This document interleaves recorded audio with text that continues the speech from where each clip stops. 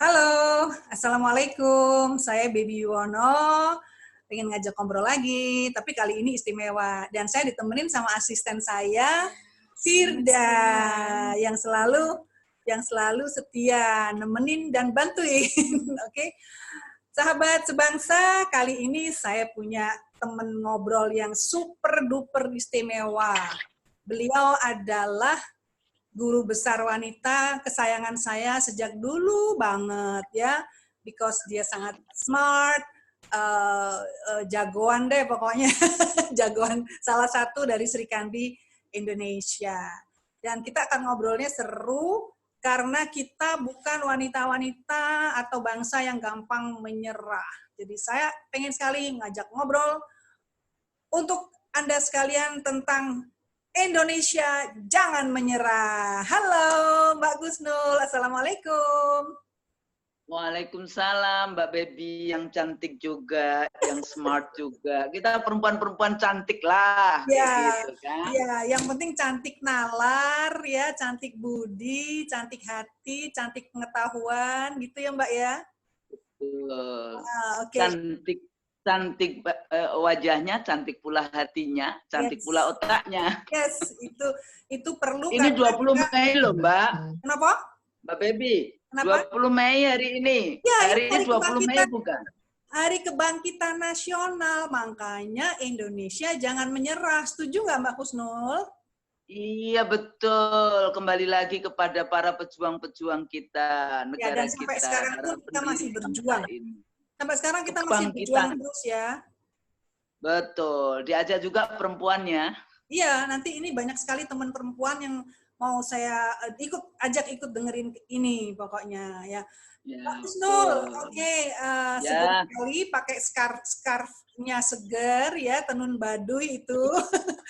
Ada baduy ini, terima kasih, ini bagus sekali. Senang sekali bisa mau ngagem.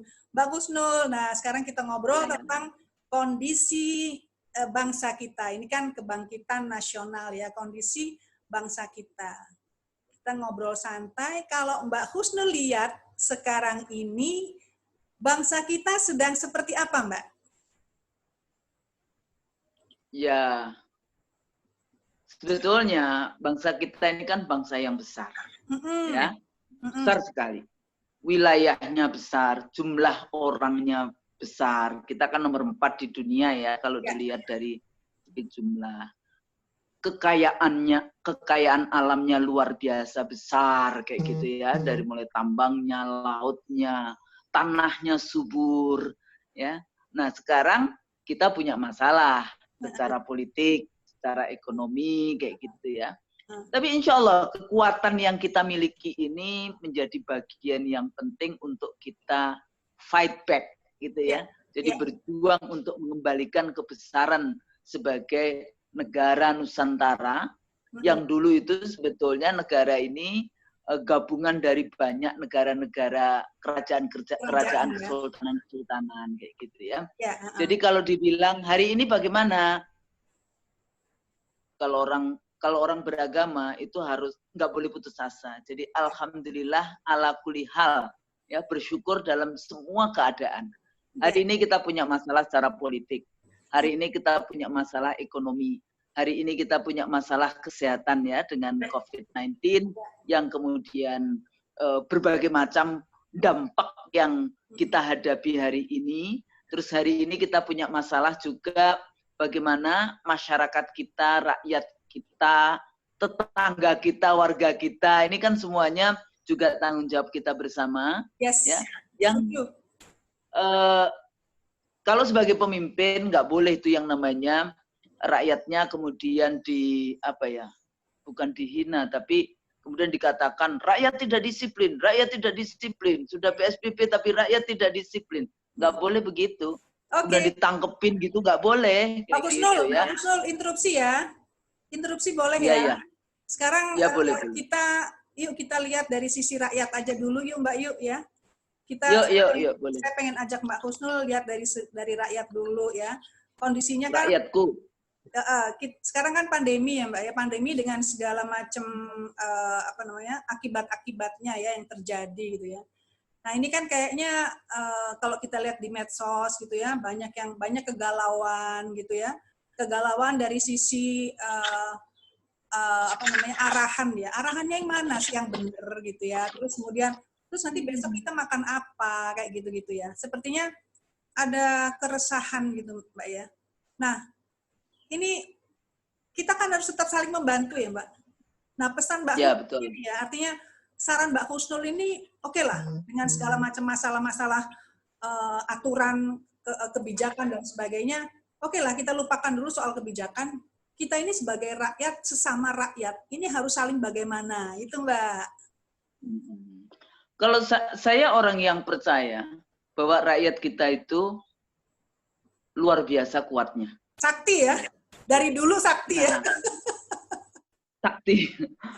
Pada saat yang sama memang hanya membutuhkan satu titik memang pemimpin kayak gitu ya. Pemimpin itu tidak hanya cuma pemimpin negara Mbak Bebi. Kita bisa bicara pemimpin non formal, pemimpin agama, Mbak Husnul pemimpin jadi tokoh-tokoh masyarakat. Ya. Jadi kalau negara nggak hadir, ya nggak apa-apa. Kita memang suka punya masalah. Tapi bayangkan loh, rakyat itu jalan sendiri, ya kan? Bagaimana rakyat jalan sendiri? Saya masih ingat waktu itu. Saya kebetulan di rumah karena ada 2 dokter ya walaupun sekarang internship, satu di Tulungagung, satunya lagi masih koas kayak gitu. Jadi kita itu di rumah selalu punya masker kayak gitu kan. Tapi bayangkan pada saat waktu itu belinya kan masih murah. Jadi kita punya beberapa box yang selalu punya di rumah. Nah, bagaimana rakyat itu dikasih tahu, sudah cari masker susah, bikin itu. Yang pinter-pinter jahit bikin. Masya Allah loh. Di kampung saya itu saya cuma WA saja. Jahit yang model seperti ini, bla bla bla bla bla. Mereka menjahit. Jadi kekuatan-kekuatan rakyat itu jangan diremehkan di Republik ini. Jadi siapapun, mau asing, mau melihatnya, mau apa. Itu kekuatan kita Mbak Bebi ya. Mak-mak kan? Mak-mak yang sekarang di daerah-daerah, di mana itu? Di Ponorogo, di mana itu yang katanya ini dari Ibu-Ibu Aisyah ya, naruh makanan, silakan ambil secukupnya. Jadi kayak sayuran, macam-macam ya, yang seperti itu. Sekarang ditambah lagi baju, silakan ambil untuk Lebaran. Jadi kalau kita lihat masyarakat kita, rakyat kita itu survivor. Jadi dia biasa saja menghadapi kesulitan, kemudian dia survive.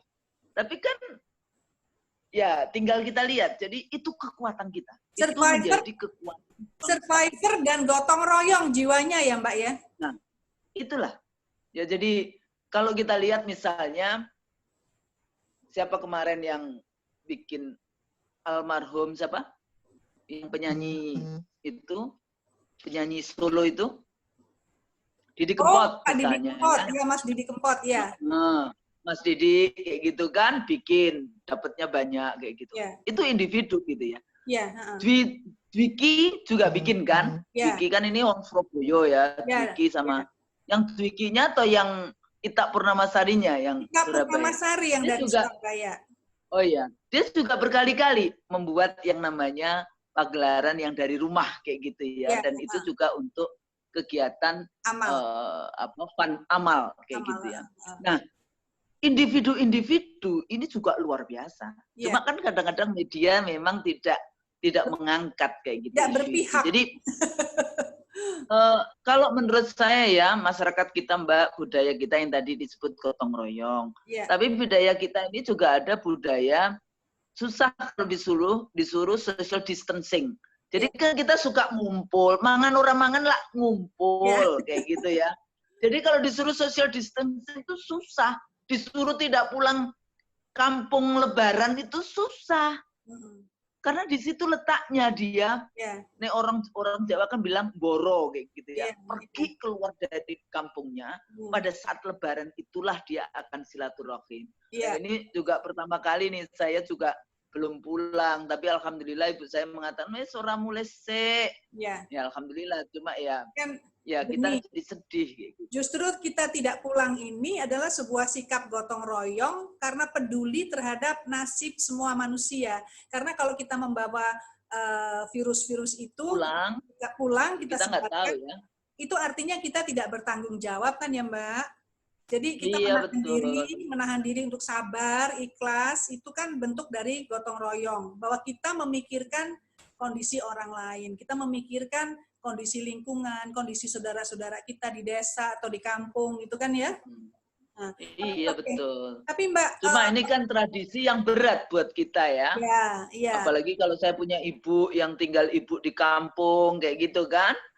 Nah, jadi emang berat sekali. Tapi alhamdulillah justru dari ibu saya, wes ramule sendo kayak gitu ya.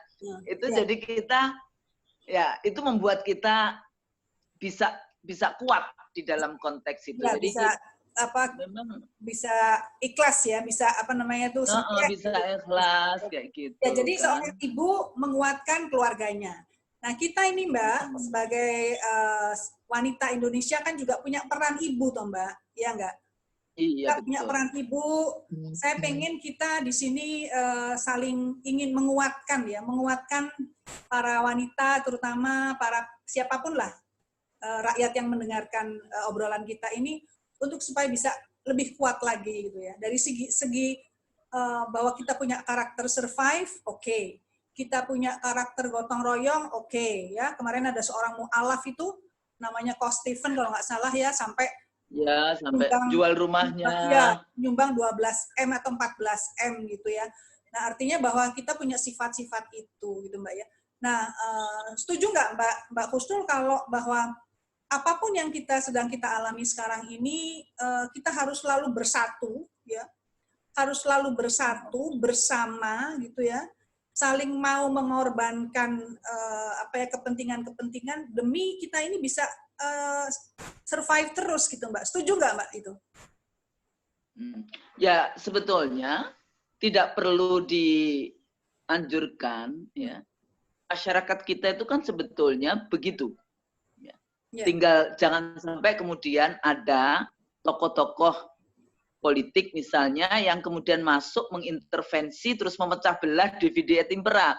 Rakyat kita ini sebetulnya gampang sekali gitu ya. Mereka itu survive, mereka itu bertetangga baik ya di dalam konteks itu. Jadi di dalam konteks kalau antropologi, sosiologi kita kayak gitu ya, itu kekuatan kita luar biasa. Jadi yang tadi disebutkan itu kita bersama-sama, bahkan coba dicek di seluruh dunia ya, kalau kita punya sejarah antar agama, hubungan antar agama. Kita ini kan macam-macam, ada yang Islam, ada yang Kristen Protestan, ada yang Kristen Katolik, ada Hindu, Buddha, Konghucu.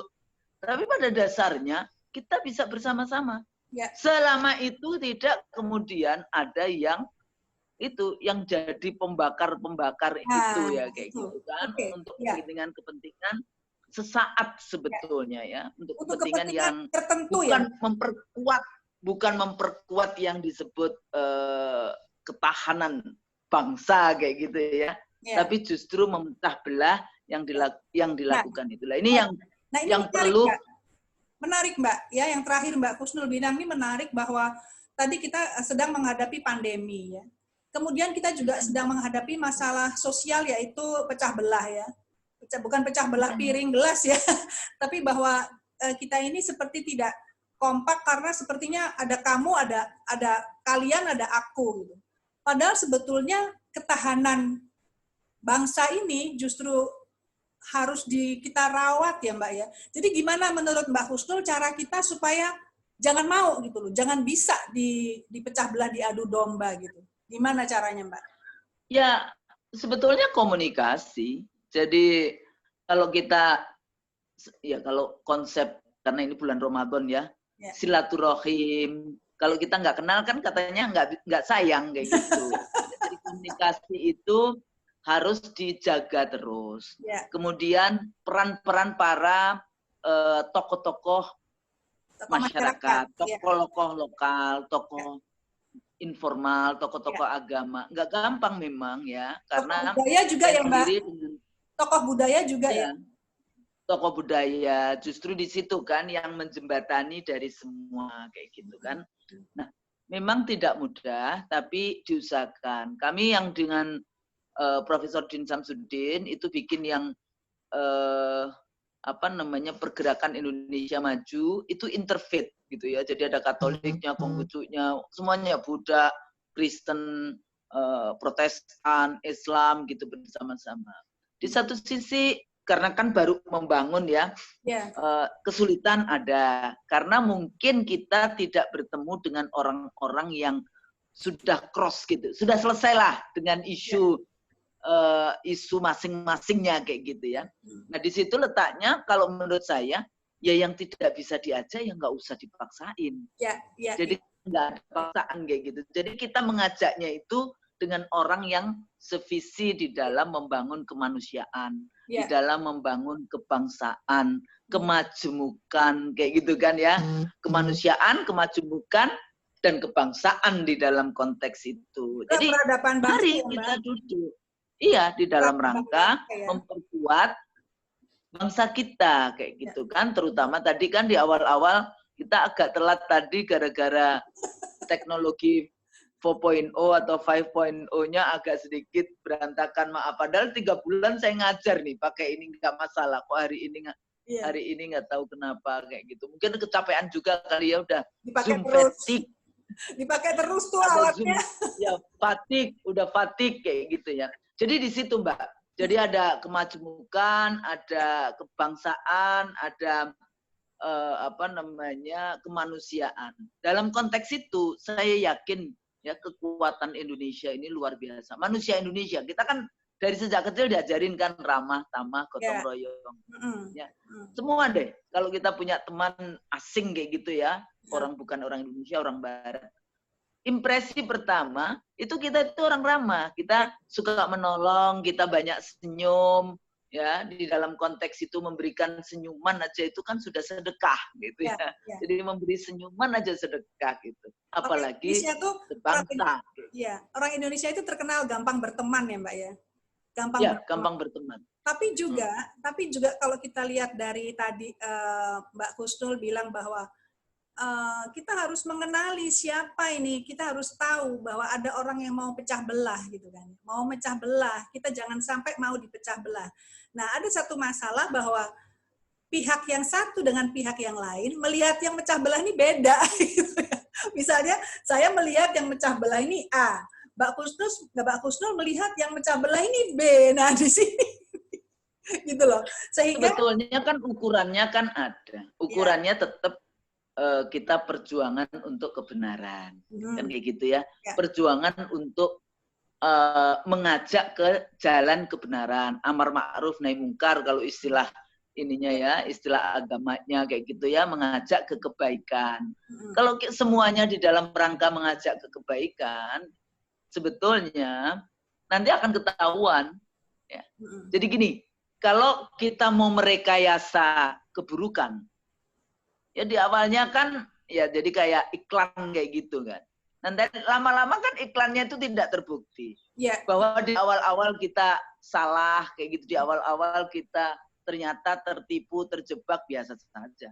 Jadi nggak usah terlalu worry kayak gitu ya. Jadi menganggap bahwa ya sudah kayak gitu, kalau kita ternyata tidak bagus, itu tidak menjadikan kita baik, ya ditinggalkan saja.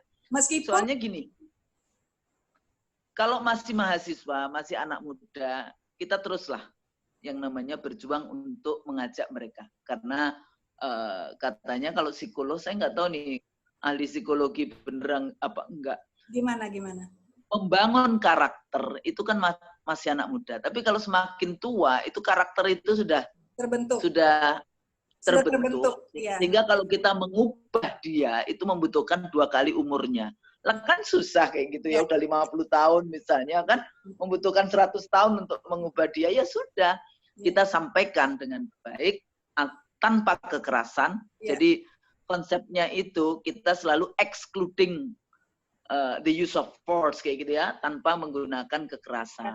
Jadi menyampaikan dengan ramah, menyampaikan dengan baik ya, walaupun mungkin agak pahit, nggak apa-apa. Pahit itu anggap saja sebagai jamu kayak gitu ya. Kadang-kadang susah. Saya sendiri misalnya ya di kantor kayak gitu, ada sesuatu itu kadang-kadang butuh 2 hari. Pernah saya punya masalah kayak gitu ya, butuh 2 hari. saya sampaikan nggak ya? Saya sampaikan nggak ya? Akhirnya dalam 2 hari itu saya menemukan harus saya sampaikan dengan baik. Ya, menurut pandangan saya begini. Mau terima ya syukur, enggak ya sudah. Tapi saya harus menyampaikan. Tapi menyampaikannya bahasanya menyampaikan dengan baik, menyampaikan dengan rahmat, menyampaikan dengan ya tanpa kekerasan kayak gitu. Tapi tidak dengan dihina. Kan kita ini kebiasaan kan iri, dengki, hasad kayak gitu kan. Kita menghina, mencaci, menggunakan bahasa-bahasa. Makanya kadang-kadang saya sebagai seringkali kan disebut kalau mau mengkritik, memberikan kritikan, saya itu nggak pernah loh menggunakan bahasa-bahasa. Saya itu gini, saya tidak mau yang namanya mengirim, kalau dulu kan SMS ya, SMS atau dulu kan ada BlackBerry gitu ya. Saya tidak mau menulis sesuatu yang negatif kepada orang lain, kayak gitu ya. Sesuatu yang menggunakan kata-kata jelek kepada orang lain. Dan saya harus bayar pulsa. Udah dosa mesti bayar pulsa pula, kayak gitu. Jadi saya itu menghitungnya begitu. Yang penting jangan sampai kita membuat orang lain sakit hati atau tidak nyaman gitu ya Mbak ya. Iya kan? Iya betul. Betul. Kembali pada saat yang sama, kalau diingatkan, ya, misalnya diingatkan, coba belajar mendengar juga, kayak gitu kan. Jadi selain kita ngomong, kadang-kadang belajarlah kita mendengar, kayak gitu. Oh itu berat itu. Apalagi biasa jadi dosen ya, harus mendengarkan, kayak gitu kan. Tapi dicoba. Aku inget banget Mbak. Saya inget banget ya percakapan kita di rumah Mbak Kusnul waktu itu. Gimana supaya kita ini broad-minded, supaya kita ini tahu info, nggak salah analisis gitu. Mbak bilang banyak baca, gitu kan ya? Banyak baca. Iya. Ya, kadang-kadang gini Mbak. Cuma sekarang ini Mbak Bebi, anak-anak kita kan bacanya cuma dari WA, internet. Jadi kurang. Ya mesti harus pergi ke perpustakaan, tetap ke perpustakaan. Ya sekarang kan bisa perpustakaan jurnal-jurnal, sehingga tradisi membaca itu menjadi bagian penting supaya apa? Tadi membuka wawasan. Ya, nah inilah. Jadi gini Mbak, kalau saya lihat tadi ya, kenapa kok rakyat kita ini gampang sekali dimasukin oleh pemecah belah tadi gitu ya, dimasukin seperti dicuci otak atau dimasukin info negatif. Propaganda. Oleh para pemecah belah itu, karena memang wawasan kita mungkin dangkal ya, jadi gampang percaya gitu. Padahal baca nggak pernah, baca sampai paham gitu tentang hal-hal yang berbau bangsa, berbau negara, berbau politik nggak pernah, tapi main percaya aja kalau ada info A, info B, sehingga kebenaran itu bisa beda antara kebenaran yang A dan kebenaran yang B gitu ya. Kebenaran orang yang banyak baca dengan kebenaran orang yang dangkal, ya, itu bisa berbeda. Nah itu yang dimasuki oleh buzzers atau para pemecah belah itu, sehingga yaitu sukseslah kita dipecah belah. Tapi sekali lagi Mbak, balik kepada rakyat ya, balik kepada rakyat. Rakyat kita ini terkenal orang yang sebetulnya punya pekerti, ya, punya apa namanya attitude yang secara budaya ya, budaya timur kita ini kan bagus ya, nilai-nilai budaya kita.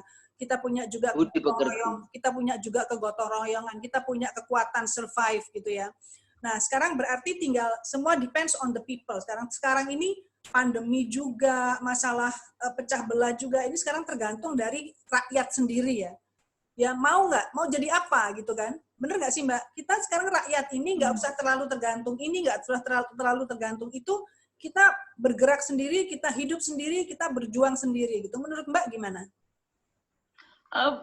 Bagus ya, memang pada akhirnya rakyat harus merumuskan dirinya sendiri. Cuma tetap harus ada pemimpin lokal itu ada. Harus pemimpin kelompok itu dibutuhkan. Ibu-ibu berkelompok. Karena kalau kita bersoft-soft, berjamaah-jamaah, itu lebih kuat posisinya. Dibandingkan kalau kita itu bersendiri-sendiri, karena kalau sendiri-sendiri, itu mudah sekali dimasuki. Kita menjadi tidak kuat. Nah, oleh karena itu memang mau nggak mau munculkan kekuatan para kelompok-kelompok masyarakat ya, pemimpin-pemimpin kelompok di daerah-daerah kayak gitu ya, untuk ngurusi jamaahnya masing-masing. Dan nanti ada komunikasi antar jamaah itu ya, informasi-informasi mana yang baik. Nggak apa-apa. Sebetulnya kita sudah ada pengelompokan, kelompok agama misalnya ada NU, ada Muhammadiyah, kemudian ada Dewan Gereja dan sebagainya. Sebetulnya itu cukup banyak ya di dalam masyarakat kita. Nah nanti jangan kemudian ya, sekarang kalau dulu kan selalu bilang wah ini urusannya nanti antara NU Muhammadiyah apa dan sebagainya. Menurut saya itu masa lalu lah, karena kita masih belum tahu. Udah nggak waktunya lagi ya. Sekarang udah nggak waktunya lagi gitu. Nggak apa-apa, NU berhasil di dalam mengajak jamaahnya, di mana Muhammadiyah berhasil di dalam sekolahnya, rumah sakitnya, ya anak yatim piatu dan sebagainya seperti itu. Tapi kita saling respect, saling menghargai jalan yang dipilih masing-masing organisasinya. Wong dulu pendirinya sama-sama ini, apa namanya, sama-sama belajar di tempat-tempat yang itu kayak gitu ya, sama kayak gitu. Iya, jadi kita ini kan kita nggak boleh ini ya Mbak ya, meskipun kita ini sekarang punya banyak masalah, tapi tetap aja kita harus terus berjalan dan nggak boleh putus. Jadi kayak Mbak Baby ini kan sebagai tokoh-tokoh yang ini, ajak teman-teman tokoh yang lain ya, jadi komunikasi antar tokoh. Nanti masing-masing tokoh itu kan ada jamaahnya masing-masing kayak gitu ya, ada kelompoknya masing-masing. Jadi kalau kita bisa lakukan hal-hal seperti itu, kita akan memperkuat jadi masyarakat kita. Kalau tadi dikatakan bagaimana walaupun dia sekolahnya tinggi belum tentu dia ini, ya udah nggak usah. Jadi kalau saya melihat 5 kayak gini ya. Gimana? Ini yang kita bekerja positif kayak gitu ya, bekerja positif terus. Kalau ini negatif terus ini yang dekat dengan kita, lebih dekat positif. Terus ini dekat dengan yang negatif. Terus ini yang cuek, ya, netral. Maka kita bekerja dengan yang dekat dengan kita dulu, positif dulu. Kemudian kita ajak yang katanya netral, kayak gitu kan. Terus kita ajak yang kok dekat dengan negatif, kayak gitu kan. Ini. Kalau negatifnya gimana? Mas biarin aja, wis ben. Kayak gitu. Kenapa? Kadang-kadang kita itu langsung berantem dengan yang negatif. Habislah energi kita, habislah pikiran kita, habislah waktu kita. Tapi hasilnya, dia sudah pasti bertentangan kok, kayak gitu. Ngapain? Jadi gimana caranya? Bagaimana caranya? Bukan kita melarikan diri, tapi ya sudah, silakan kau ikuti jalanmu, saya ikuti jalanku. Berarti, kayak gitu, Mbak, itu strategi. Ya. Berarti Mbak, rakyat ini sekarang dalam rangka supaya tetap terus terbangun dan supaya bisa bangkit harus fokus ya Mbak ya. Fokus pada menyelamatkan intelektualnya, menyelamatkan pangannya, menyelamatkan ekonominya dengan berbagai cara gitu ya Mbak ya. Betul ya Mbak ya? Betul. Jadi gini misalnya ya, kita ngomongin ekonomi nih. Ekonomi rakyat ya. Nggak usah mikirin ekonomi yang gede-gede yang ini ya. Ekonomi rakyat. Gimana ya supaya kita, itu yang tadi saya katakan, kita membagi. Tapi pada saat yang sama, manfaatkan. Dulu kan kita mesti nanam. Saya masih ingat zamannya dulu miskin sekali ya, yang gaji guru. Bapak saya dulu guru SD.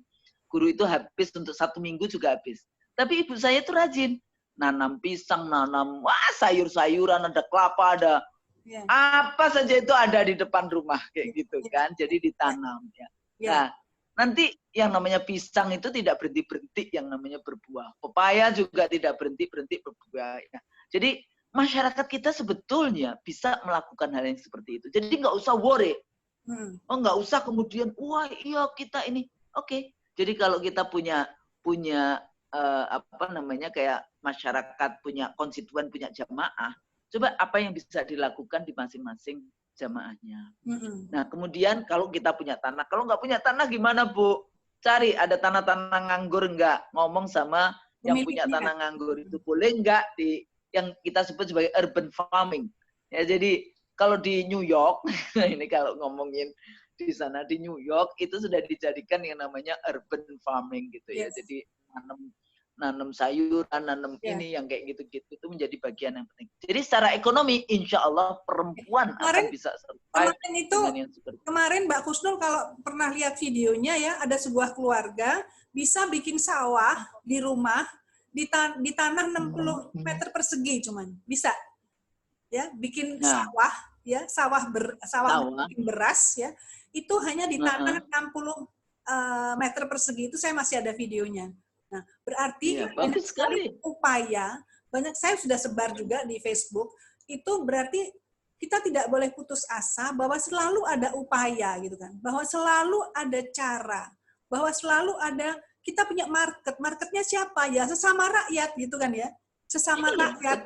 Ya. Jadi kita seperti sekarang ini bisa seperti koperasi sosial lah ya, koperasi yang tidak punya, tidak formal nelayan, ya. Mbak. Nah, nelayan. Gitu. Coba kan dari Surabaya ya, dari mulai nelayan garam, nelayan ini. Jadi coba, tapi semuanya itu harus jadi gerakan. Iya. Kalau sendiri-sendiri susah. Gerakan itu artinya apa? Ada tokoh-tokoh informal, ada ibu-ibu yang kemudian mengkoordinir kayak gitu kan. Gerakan itu harus dilakukan. Udahlah, negara nggak hadir, wes beno. Termasuk juga bagaimana supaya kita kuat. Ya kan katanya corona ini belum ada antivirusnya, belum ada vaksinnya. Tapi kan rakyat kita sangat kreatif. Dari mulai jus mengkudu, sayur buah apa aja yang diminum, ada teh daun kelor, ada apa saja, ada jahe, ada apa. Dan seperti itu bisa dilakukan juga. Jadi sebetulnya dari segi nilai, dari segi kepentingan, dari segi ekonomi, kesehatan dan sebagainya, sebetulnya kita punya kekuatan, dan kekuatan itu harus ditumbuhkan oleh pemimpin-pemimpin lokal. Nah, itulah kalau ini mudah-mudahan para bapak, ibu, para pemimpin lokal ini mendengarkan perbincangan kita sehingga kata putus asa nggak usah ada. Betul ya Mbak? Nggak ada. Tidak. Orang beragama nggak boleh putus asa, kayak nggak punya Tuhan aja. Setuju. Allah musta'an kayak gitu ya. Jadi ini negara beragama. Jadi nggak boleh. Asisten saya dari tadi udah manggut-manggut gitu. Nggak boleh. Negara kita nggak ada kata putus asa. Makanya saya tadi mulai dengan alhamdulillah ala kulli hal, bersyukur di dalam semua keadaan. Salah satu bersyukurnya apa? Dengan tingkat polusi yang tidak tinggi gara-gara ada bekerja dari rumah. Coba nanti Mbak Baby ya, pada saat sahur, keluar rumah sebentar. Lihat itu yang namanya langit. Bersih. Saya berapa malam ini menikmati keluar ke belakang, walaupun masih di ini ya, keluar rumah lah, buka pintu keluar rumah. Saya melihat bintang itu dengan jelas dan penuh sekali di atas langit. Karena apa? Karena itu tadi, di satu sisi kita agak sedikit capek karena tidak keluar rumah, ya kan? Bekerja dari rumah.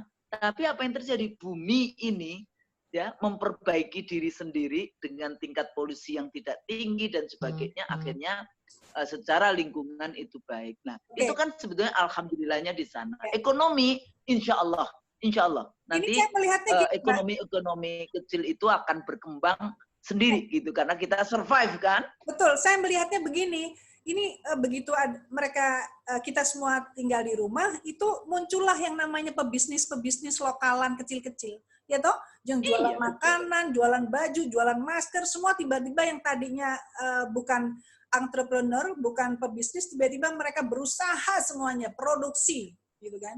Nah, mudah-mudahan ini juga gitu kan, mau lebaran kan, rame juga nih. Kue lebaran. Saya hari ini dapat berapa ini? Ada kue lebaran kayak gitu ya. Menarik kayak gitu. Ini kan pas kita ngobrol ini. Kreatif. Kita pas 20 Mei. Artinya pas Hari Kebangkitan Nasional. Jadi para dulur ya, sahabat sebangsa, marilah kita jadikan momentum ini, lepaskan semua kebangkitan. Ya, kebangkitan bangsa baru.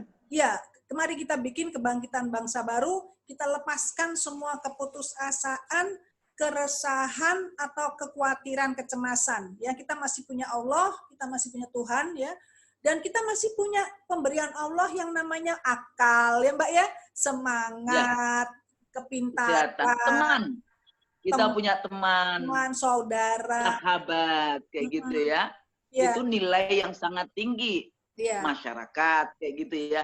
Jadi yang punya kelebihan dikit, kemudian dia bisa kemudian bagaimana mengumpulkan yang berkekurangan. Kayak gitu aja. Terus ya, kita gali kekuatan ya, kita, kayak gitu ya. ya, Supaya ya, supaya kita bisa bangkit lagi. iya, iya. Jadi kita pokoknya sekarang kita lupakan yang tentang kesuraman. Di depan kita ini adalah cahaya, ya. Seperti Ibu Kartini bilang, habis gelap, yang gelap lupakan. Sekarang kita lihat saja, fokus pada yang terang. Betul, Mbak ya? Betul Iya, nggak? betul. Kita hanya Betul. fokus pada yang terang. Betul ya? Jadi Betul. Jadi bisa apa nih ke depan? yang gelap. Aku harus berbuat apa ini? Jadi ngelihat ke depan terus, gitu ya. Aku bisa ngajak siapa ini? Gitu. Aku bisa bikin apa? Mempekerjakan siapa? Atau apapun lah ya. Jadi aku bisa membantu apa? Jadi mulainya lihatnya aku bisa apa? Aku akan apa? Gitu ya Mbak ya? Ya, untuk tadi kemanusiaan, kemajemukan, dan dalam rangka membangun peradaban bangsa. Iya, betul. Negara kita negara yang sangat kaya, negara kita banyak sekali rakyatnya, kan kayak gitu ya. SDA-nya, negara kita ini banyak. Ya, tadi SDA-nya walaupun luar tadi biasa kaya, SDM-nya pun luar biasa kaya.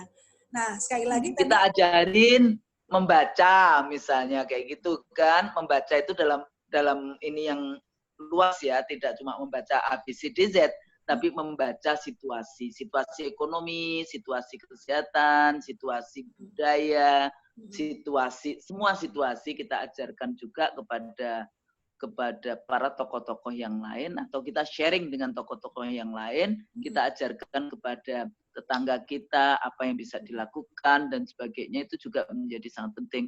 Kalau punya mahasiswa ya, ajarkan kepada mahasiswanya untuk melakukan hal-hal yang baik kayak gitu. Insya Allah. Ini sebagai satu ujian yang luar biasa. Kalau kita bisa melewati ujian ini, bangsa ini, saya yakin bangsa ini adalah bangsa besar. Ya, para pendiri bangsa dulu itu juga luar biasa, tokoh-tokoh bangsa luar biasa. Kalau politik terpuruk itu biasa saja. Ya, itu biasa saja. Itu nanti kita akan bangkit lagi di dalam konteks itu. Tapi kita harus jaga nih masyarakat kita, ketahanan masyarakat kita, ketahanan bangsa kita, ketahanan nilai kita. Jangan sampai kita kemudian juga tergadai. Kalau tadi dikatakan kalau kita putus asa, kita bisa tergadai. Ya enggak? Kalau kita kreatif, kita tidak putus asa, insya Allah ada jalan. Tapi kan dikatakan di mana ada kemauan, di situ ada jalan. Ya, tapi Mbak Husnul, kita juga harus setia loh kepada negara ini kan. Kita dalam nilai itu, dalam menjadi bangsa atau manusia sebuah bangsa yang bernilai, kita kan harus punya nilai untuk jangan sampai kita ini tidak setia terhadap negara kita gitu kan. Ya kan, Mbak? Ya, kalau kita balik lagi kebangsaan kita, kan kita selalu bicara Pancasila lah gitu ya. Kita ketuhanan yang Maha Esa, kan kita negara yang beragama. Jadi nggak boleh orang beragama itu putus asa. Nggak boleh ya. Bunuh diri nggak boleh itu yang namanya itu ya. Yang kedua, kita juga ada kemanusiaan. Artinya dengan kemajemukan yang kita miliki, kita punya kemanusiaan yang beradab kayak gitu ya. Jangan sampai itu. Kita mengkhianati bangsa sendiri, betul ya Mbak? Ya, dalam tanda petik jadi biadab kayak gitu ya. Kita beradab, bukan biadab, tapi beradab, peradaban. Ya, yang kita bawa ini bangsa Indonesia adalah membawa peradaban bangsa yang akan bisa mengkontribusikan pada peradaban global. Ya, jadi kita jangan cuma inward looking, tapi juga keluar. Kita persatuan dari banyak sekali suku, agama, ya, dari kekuatan-kekuatan politik dulu zamannya ini kan itu persatuan Indonesia, kerakyatan yang ada pimpinan ya, musyawarah, dan terakhir keadilan. Jadi kita harus bisa ya menghadirkan keadilan itu bagi seluruh rakyat Indonesia. Jadi kembali lagi yang tadi dikatakan loyalitas kepada dan sebagainya. Saya yakin masyarakat kita ini luar biasa. Ya. Kadang terlalu sabar kalau menurut saya. Ya, betul. Tapi insya Allah dengan kesabaran itu nanti akan ada ujungnya.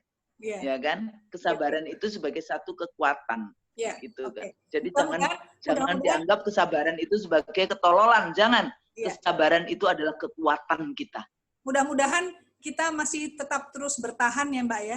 Tapi dengan 5 sila yang Mbak Kusnul jabarkan tadi, tentunya nggak akan bisa tercapai kalau ada pengkhianatan sesama bangsa. Artinya kita berkhianat terhadap sesama bangsa, berkhianat terhadap rakyat, sesama rakyat Indonesia.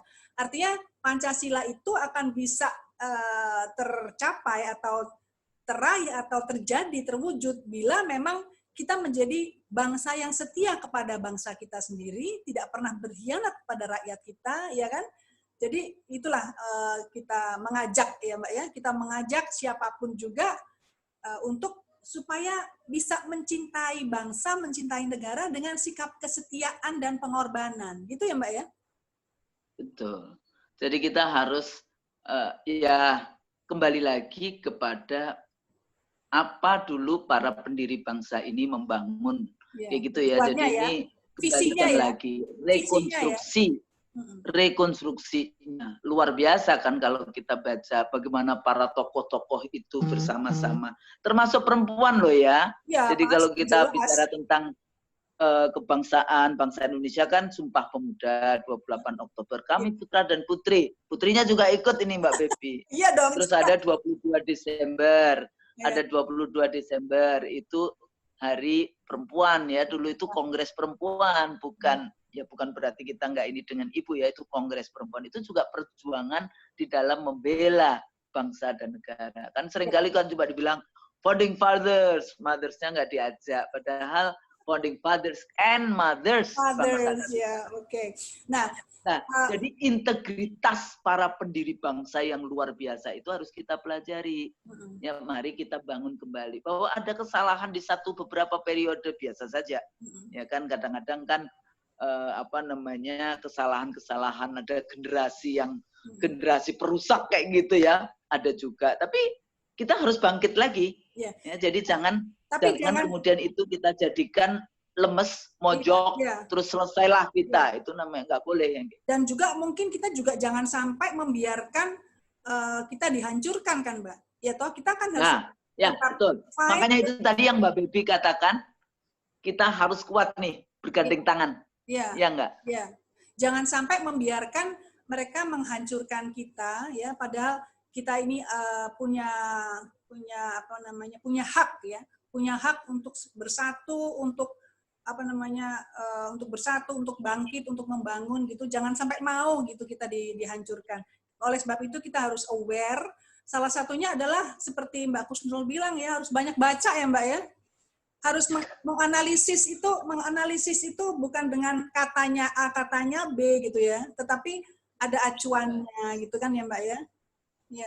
Jadi Mbak Kusnul juga sama nggak sama saya ya, bahwa Mbak Kusnul percaya bahwa Indonesia ini sebenarnya orangnya cerdas-cerdas, orangnya peka, ya, orangnya sangat helpful, sangat tolong-menolong, gampang ya. Nah karena gampang berteman dan ramah ini, sekali lagi kalau tidak aware, maka ya akan mudah untuk dipecah belah tadi itu. Jadi mungkin Mbak Kusnul bisa kasih pesan gitu ya, sebenarnya attitude apa? Ya, attitude apa yang harus kita tegakkan atau harus kita miliki untuk supaya kita bisa menjadi bangsa yang mempertahankan negaranya, itu bangsa yang memang mencintai dan merawat negaranya.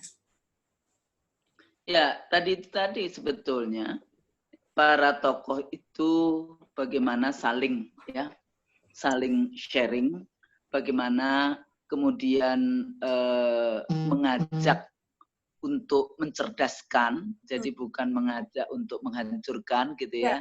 Kemudian rakyat kecil, melindungi, menyayangi rakyat kecil dan menghormati, kayak gitu kan, menyayangi dan saling menghormati, itu menjadi sangat penting di dalam konteks itu. Kemudian munculkan pemimpin-pemimpin baru yang memiliki integritas, yang memiliki moral, yang bermoral, yang berintegritas. Itu sangat penting, Mbak. Kan kadang-kadang kita kalau di ilmu politik ini nggak bisa nggak ngomongin politik. Selalu, oh iya mana ada politik. Enggak. Politik itu dibangun juga untuk moralitas. Kayak gitu kan. Untuk membangun moralitas. Nah itu sebetulnya yang teman-teman semua masyarakat Indonesia ya, untuk saling respect, saling menghargai. Itu yang mudah diucapkan, sulit untuk dilaksanakan. Karena kita ini manusia itu kan cenderung untuk apa ya? Cenderung dia tidak puas dengan misalnya bagaimana dengan materi kayak gitu. Emang di dunia ini nggak ada puasnya, tapi juga diingat bahwa kita pasti mati dan semuanya tidak akan dibawa kayak gitu kan. Jadi lebih baik kita membagi. Jadi itu kan humanitarian. Jadi kita membagi kepada yang kekurangan. Tradisi sedekah, tradisi membagi. Ini luar biasa kan di dalam konteks. Kelihatannya cuma membangun itu yang membangun bersama ya Mbak ya. Iya, jangan membangun kehidupan sendiri, tapi membangun kehidupan bersama gitu loh. Nek perlu kita semua makan tempe kabeh gitu ya. Jangan sampai maaf. Ya artinya tidak sama itu artinya adil itu bukan berarti sama persis ya. Adil dalam arti kita jangan mendolimi orang lain. Bahwa kekayaan kita itu sebagian adalah milik orang yang tidak punya, ya harus dibagikan. Jadi apa sih justru nikmatnya memberi itu kan luar biasa. Nah ini yang harus dikembangkan, nilai-nilai gotong royong yang tadi dikatakan. Tapi jangan cuma jadi jargon. Ya, betul. Jadi kadang-kadang kan kita cuma jargon aja ngomong. Kadang-kadang ngomong lo prakteknya mana kayak gitu. Jadi kita punya hati yang baik. Itu harus diikrarkan bahwa kita itu adalah sebagai dinyatakan baik. Tapi harus ada actionnya. Actionnya apa? Ya bagaimana baik itu dengan kita menolong sesama. Nah ini kan pekerjaan yang sepertinya mudah diucapkan, tapi itu tidak mudah. Karena kita kan kecenderungan posesif ya. Sayang egois. Makananku, milikku, bajuku, kan kayak gitu kan. Uangku, kayak gitu. Nah padahal ada tetangga kita yang sedang membutuhkan karena dia bekerjanya hanya uang harian. Kayak gitu-gitu itu yang penting untuk terus-menerus dikembangkan. Jadi rasa memiliki saudara, rasa kebersamaan. Kebersamaan. Tapi bukan berarti kalau oh iya saya makan tempe, oh ini orang Mantep makan tempe. Ya enggak. Mbak Baby masih boleh tuh makan ikan kayak gitu kan. Jadi makanya Mbak kan banyak ini sekarang. Karena bidang saya tuh di soft skills ya. Jadi saya selalu menanyakan tentang visi Anda apa gitu ya. Artinya your personal vision itu apa, visi pribadimu hidup tuh apa. Cara profesi, visi profesimu tuh apa, ya toh. Nah, sekarang kita ngomong sebagai orang yang berbangsa, bernegara. Visimu dalam berbangsa dan bernegara tuh apa? Apakah mau mengambil sebanyak mungkin atau justru memberi sebanyak mungkin, gitu kan? Milih yang mana? Ya, taking all apa giving, gitu kan? Iya. Itu kan sebagai kan sebetulnya adab ya. Itu kan jadi agama kan juga sebetulnya berbagi kasih, ya, berbagi mengingat orang lain. Itu kan sangat disarankan ya Mbak ya. Iya, apalagi kalau di Islam ini kan lagi Ramadan. Sampai katanya nanti itu ya ajaran Islam kan mengajarkan katanya kalau sudah mati tadi itu ditanya, wah kalau kayak gitu minta kepada Tuhan untuk dihidupkan sebentar saja. Untuk ngapain? Untuk memberi itu tadi, untuk sedekah itu tadi kayak gitu. Jadi jangan lewatkan mumpung kita menjadi manusia dan sebetulnya kita sudah punya natural. Jadi sudah punya kayak apa namanya yang tadi budaya itu sebetulnya sudah. Kita kan bukan budaya individualis. Jadi kalau kita lihat budaya individualisme yang di barat itu kita nggak begitu. Kita ini yang tadi saya katakan mangan orang mangan ngumpul, terus apa namanya majemuk, komunal kayak gitu kan. Kita ini kan komunal kayak gitu ya. Hal-hal itu dikembangkan untuk untuk memperkokoh sebetulnya, memperkokoh kebangsaan kita. Ini akan kita kan in search, kita itu masih in search of nation kayak gitu ya. Jadi masih mencari.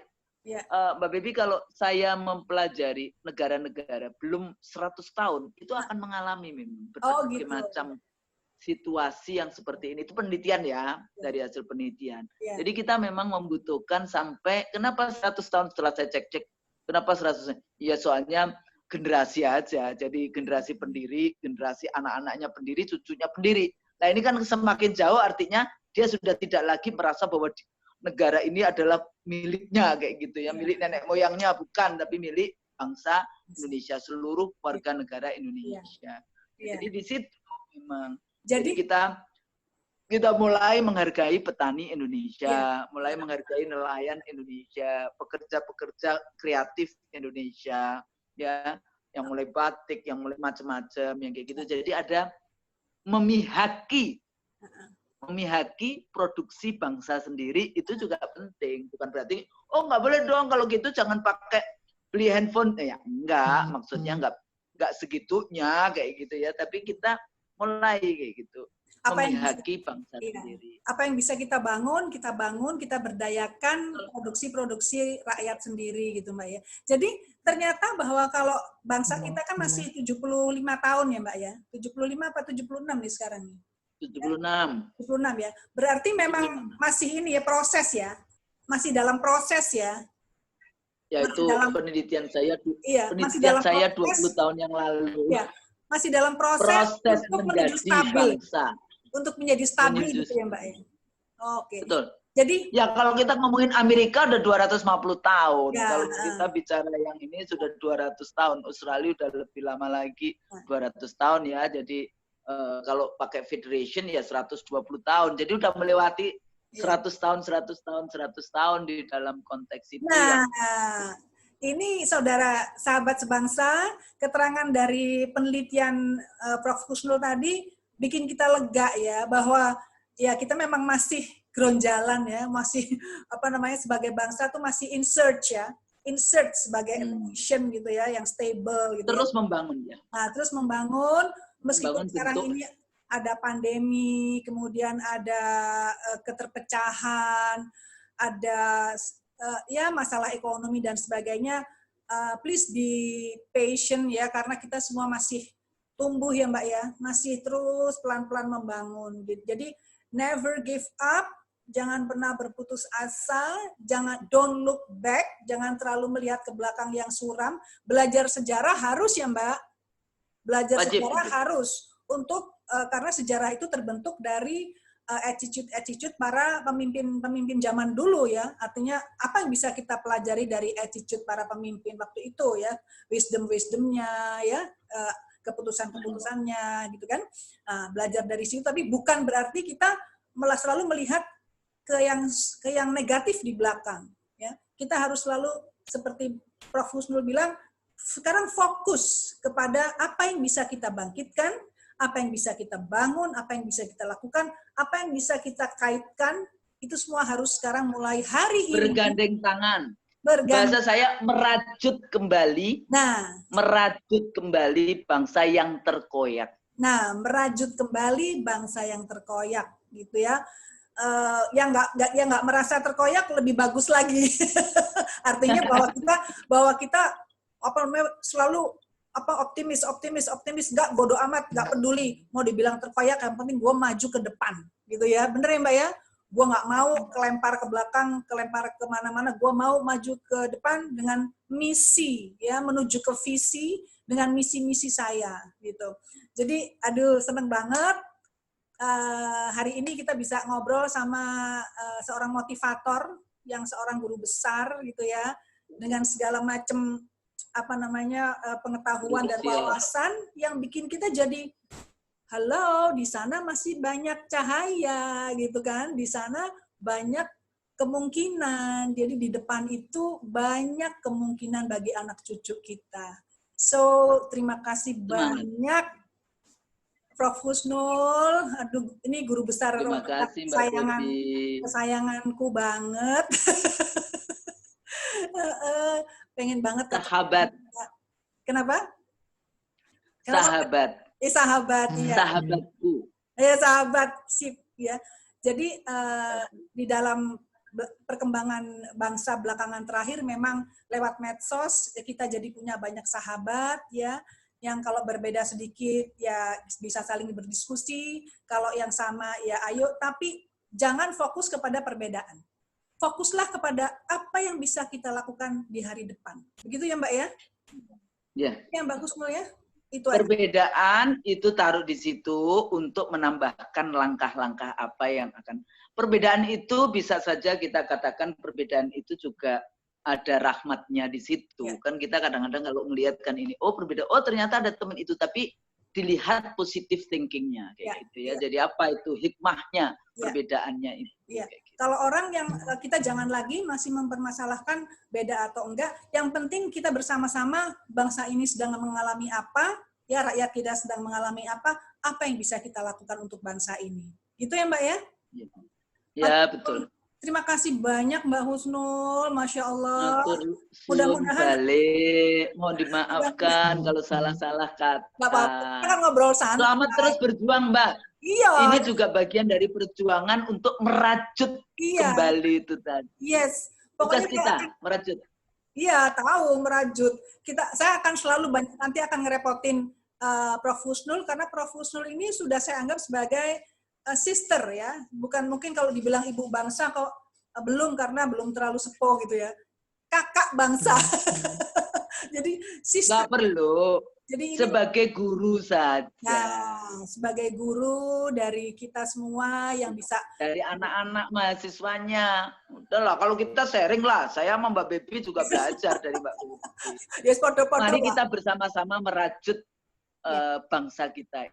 Oke. Bismillah, mari kita mulai hari ini, tanggal 20 Mei, Kebangkitan Nasional, kita mulai maju terus, hanya ingin memberi yang terbaik bagi bangsa, yang setia kepada bangsa, setia kepada rakyat, setia kepada apa yang menjadi cita-cita dari founding fathers and mothers pada waktu itu.